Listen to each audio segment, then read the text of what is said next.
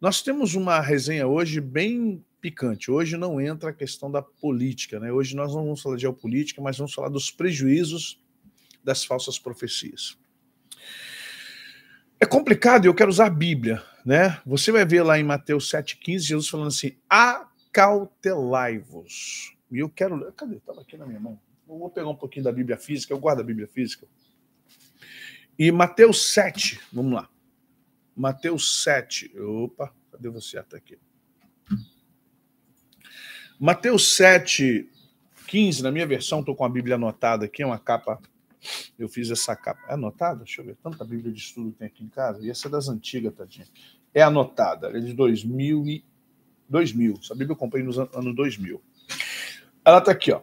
Acautelai-vos, Mateus 7,15. Obrigado, Mariana. A você também, todas as palavras que liberei aos meus irmãos. Prosperidade e saúde sobre a sua casa. Obrigado. Acautelai-vos dos falsos profetas, que vos apresentam disfarçados em ovelhas, mas por dentro são lobos roubadores. Pelos frutos os conhecereis. Colhes, porventura, uvas dos espinheiros ou figos dos abrolhos? Assim toda árvore boa produz bons frutos, porém a árvore má produz frutos maus. Não pode a árvore boa produzir frutos maus, nem a árvore má produzir frutos bons.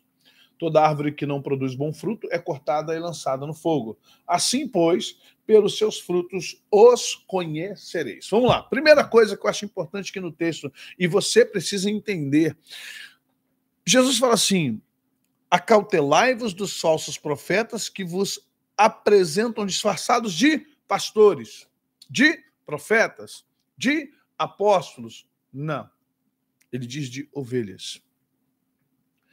A gente pensa assim, falsos pastores, falsos mestres, mas a gente nunca fala de falsas ovelhas, né, gente?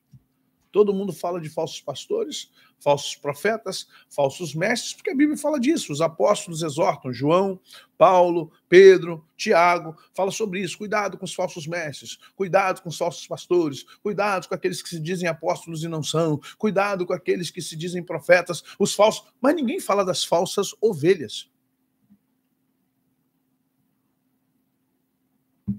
A gente tem que começar a se ligar mais nas falsas ovelhas. Porque a gente acha que o assunto ovelha é para pastor. Não. O assunto ovelha é para todo redil. O assunto ovelha, ele tem importância para todos os que compõem o rebanho do Senhor Jesus. Nós precisamos entender que os falsos profetas, segundo Jesus, não vêm travestidos. O ladrão vem travestido de pastor, mas o falso profeta vem travestido de ovelha. Então, o que nós precisamos entender isso? Que a ovelha aqui, Jesus não está falando de ovelha de igreja. Jesus não está se referindo da ovelha do rebanho, do pastor X, da igreja tal, do ministério Y. Não, não é, até porque não tinha. Quando Jesus está falando isso, não tem igreja aqui. Quando Jesus está falando isso, quando Jesus está desferindo essa frase aos judeus no capítulo 7, está dentro de um discurso muito mais pleno do que isso, mas ele está falando o seguinte, cuidado com os falsos ensinos, cuidado com as falsas direções, cuidado com pessoas que chegam dóceis para você, profetas bem dóceis, pessoas que vêm com uma certeza de que algumas coisas irão acontecer e que elas têm a prevenção e elas têm... E Jesus falou assim, cuidado. Elas vêm com boa vontade. Elas vêm com uma perspectiva... Porque a questão de ser ovelha aqui não é natureza, é infiltração. Elas se infiltram no meio do rebanho. Cuidado, porque os falsos profetas, eles se disfarçam de ovelhas, mas por dentro são lobos ladrões. E o que isso significa? Muita gente ficou decepcionada nesse processo eleitoral, muita gente ficou magoada com o que aconteceu, o resultado da campanha eleitoral, muita gente ficou... Gente que se afastou de Deus, porque Bolsonaro não conheço, gente, deixa o like, que se afastou da igreja, que não mais vai à igreja, porque o Bolsonaro perdeu, porque o Lula ganhou, ou por um por outro, ou porque Bolsonaro perdeu, porque o Lula ganhou, não importa. Pessoas que se decepcionaram porque elas juravam que a profecia do pastor fulano, daquela pastora fulana, acompanhou 2 meses o pastor que dizia, não, amanhã vai acontecer isso. Eu vi Deus me mostrando na porta do exército, que o exército vai fazer aquilo, que o exército vai fazer aquilo. E a pessoa ficou ali 3 meses acompanhando aquele canal.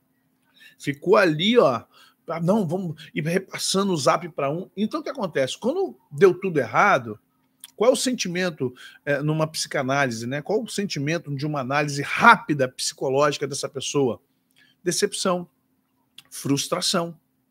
A pessoa ficou frustrada, decepcionada, com raiva, se sentindo enganada, se sentindo estúpida, ainda mais se meteu o Pix a rodo lá, né? Deixa o Pix aí, deixa o Pix, e manda, e manda, e manda. Se sentiu humilhada quando parentes da família replicou o zap, replicou, disse, e aí, cadê? Tu não falou que aquele cara lá disse que ia acontecer isso, que dá aquilo, que aquilo no outro, aquilo outro. E aí, o que acontece com a pessoa? Ela entrou no estágio profundo de decepção, porque ela colocou toda a sua confiança numa palavra profética.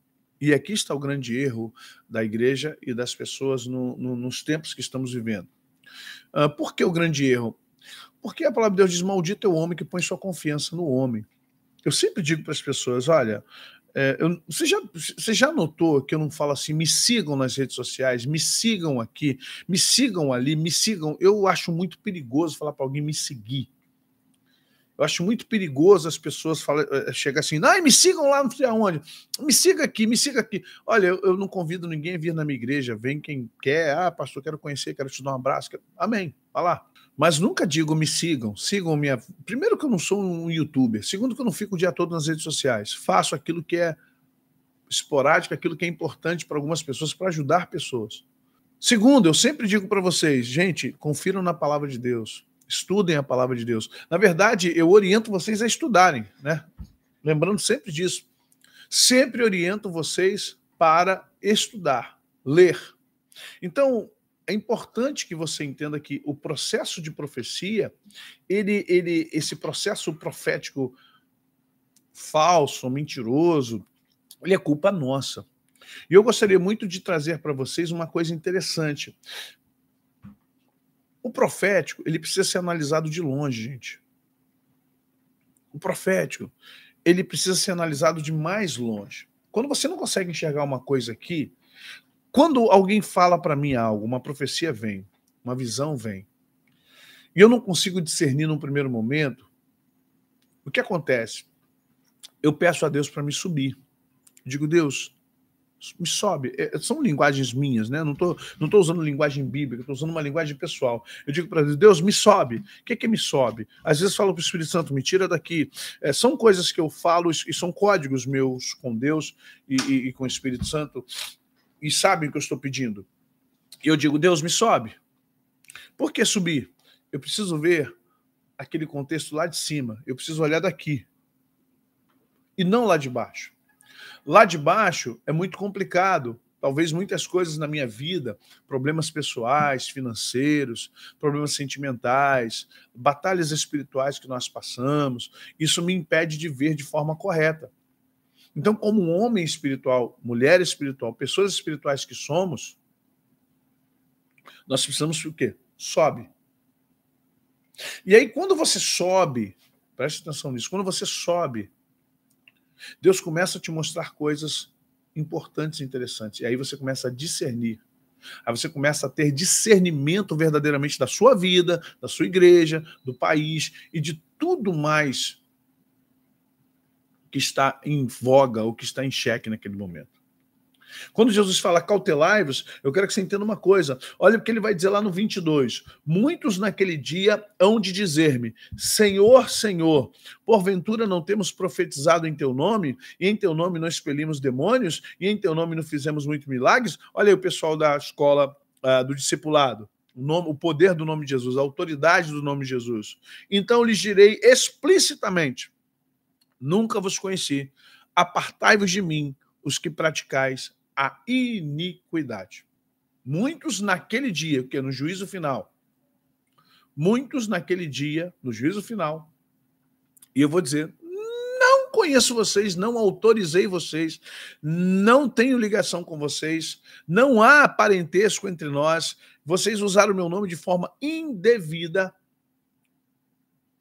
apartai-vos de mim. Para trás, não conheço vocês. Vocês praticaram a iniquidade. Vocês não podem dizer que fui eu quem fiz isso através de vocês. Foram vocês que fizeram isso através do meu nome.